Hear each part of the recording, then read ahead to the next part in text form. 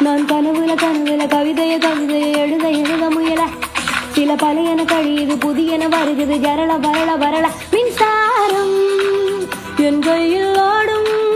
சும்மாவே தொட்டாலும் போதும் தொடவா யாரும் நெருங்கி அருகினில் வரவில்லை. ரகத்துல ரசிக்கிறவல்ல நீ அசப்புற நல்லா இருக்கிற மனங்களில் இருக்கிற குழுக்கு